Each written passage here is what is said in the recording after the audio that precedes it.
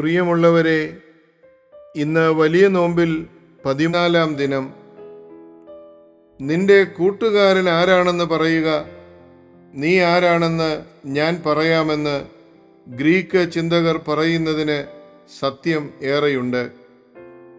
ഞാൻ ആരിലേക്ക് എന്തിലേക്ക് ചാഞ്ഞിരിക്കുന്നു എന്നത് പ്രത്യേകം ഒന്ന് ശ്രദ്ധിക്കണം. കാരണം എൻ്റെ ചായ്വ് എൻ്റെ ജീവിതത്തിൻ്റെ നിർവചനമാണ്. യോഹന്നാൻ ക്രിസ്തുവിൻ്റെ നെഞ്ചിലേക്ക് ചാഞ്ഞിരിക്കുമ്പോൾ തൊട്ടടുത്ത് നിൽക്കുന്ന യൂദാസ് പണസഞ്ചിയിലേക്ക് ചാഞ്ഞിരുന്നു. പിന്നെ പതിയെ പതിയെ അയാൾ വെട്ടത്തിൻ്റെ മുറിവിട്ട് ഇരുട്ടിലേക്ക് പോയി. അവൻ പുറത്തേക്ക് പോയി.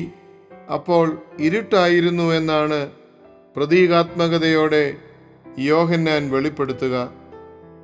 പിന്നീട് യൂദ മരണത്തിൻ്റെ പാഴ്മരത്തിലേക്ക് ചാഞ്ഞ് ജീവിതം ഇല്ലാതെയാക്കി. അവന് ജീവിതം ഓരോ നിമിഷവും ഇലകൊഴിക്കലായിരുന്നു.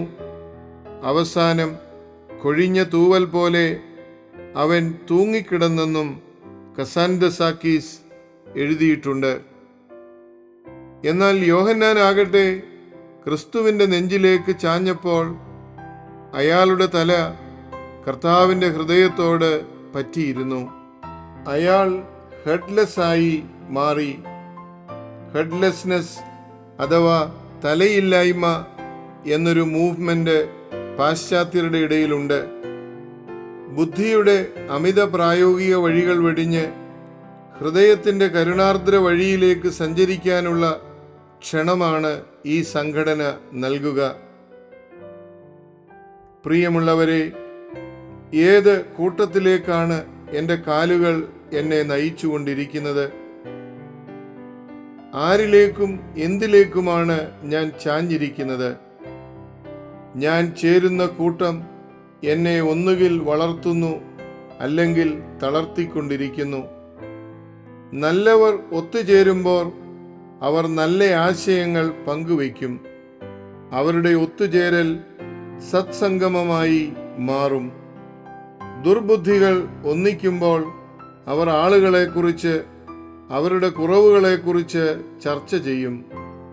നീച സംസർഗം എല്ലാവരെയും നീചരാക്കും.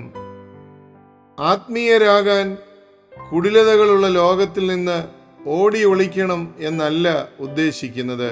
ഗോയിങ് എവേ അല്ല, ഗോയിങ് എബോവ് ആണ് വേണ്ടത്. സമൂഹത്തിൽ നിന്നും ചുറ്റുപാടുകളിൽ നിന്നും ഓടി ഒളിക്കുകയല്ല.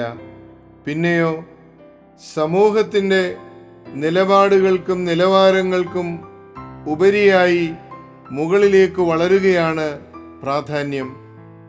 ഈ നോമ്പുകാലത്ത് നാം ജീവിക്കുന്ന ചുറ്റുപാടുകളും നാം ആയിരിക്കുന്ന സംസ്കാരവും നമ്മെ കീഴ്പ്പെടുത്തുവാനായിട്ടല്ല.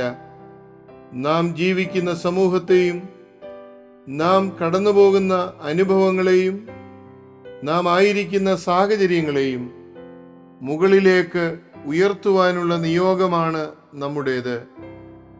ആയതിന് ദൈവം സഹായിക്കട്ടെ. ഏവർക്കും നല്ലൊരു ദിവസം ആശംസിക്കുന്നു. സസ്നേഹം, ഈപ്പനച്ചൻ.